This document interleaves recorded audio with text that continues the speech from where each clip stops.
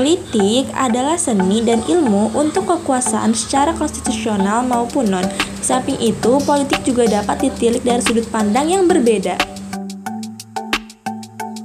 Politik adalah usaha yang dicapai warga negara untuk mewujudkan bersama. Biasanya, pemeran utama dalam drama politik adalah orang yang sudah sangat mahir dalam bermain otak dengan ilmu politik. Permainan politik ini begitu rumit untuk bisa dipecahkan dengan cara damai untuk memenangkan permainan. Tetapi permainan ini bisa digunakan dengan bermain kotor, tetapi cara ini tidak dibenarkan oleh Islam. Islam tidak mengajarkan cara kotor untuk memenangkan permainan politik, justru mengajarkan menggunakan permainan yang bersih untuk mendapatkan kemenangan dalam permainan politik. Politik akan menjadi lebih indah dan sejuk dengan permainan yang bersih dan penuh perdamaian. Seperti cara berpolitik yang diajarkan Rasulullah. Ketika di Madinah, Nabi menggariskan etika dan tanggung jawab bersama dalam sebuah perjanjian yang dikenal dengan Piagam Madinah.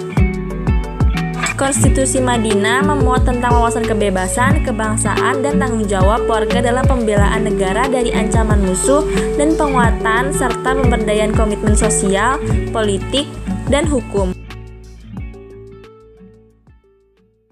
Selang 10 tahun, sejarah telah mencatat keberhasilan Nabi dalam mewujudkan masyarakat Madinah yang modern bernuansa keadilan, inklusifisme, dan demokratisasi. Kondisi pluralisme keagamaan tidak serta-merta menjadi penghalang dalam mewujudkan politik yang damai.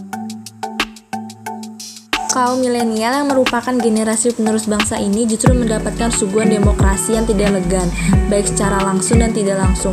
Politik yang tidak elegan tersebut akan mempengaruhi sikap kaum milenial.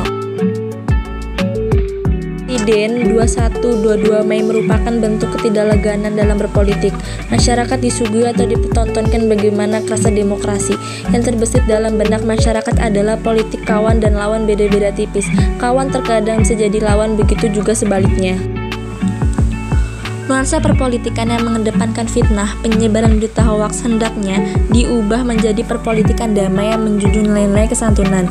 Kerusuhan 21-22 Mei tentu mencederai pelaksanaan demokrasi. Hal itu merupakan bentuk demokrasi yang tidak mengedepankan perdamaian. Apabila cara berpolitik yang tidak santun dan tidak beretika terus dipertontonkan, bagaimana situasi perpolitikan nanti yang notabene akan dilakoni dan pelakunya adalah kaum milenial? Ada 3 pendekatan yang digunakan dalam memberikan pendidikan politik damai. 1. Pendekatan pertama adalah pendidikan perdamaian berbasis pengetahuan. 2. Pendidikan perdamaian didefinisikan sebagai seperangkat keterampilan dan sikap yang secara eksplisit dan tidak langsung diajarkan sebagai bahan pengajaran untuk setiap pelajaran. 3. Pendidikan perdamaian dilihat sebagai gabungan antara 2 pendekatan.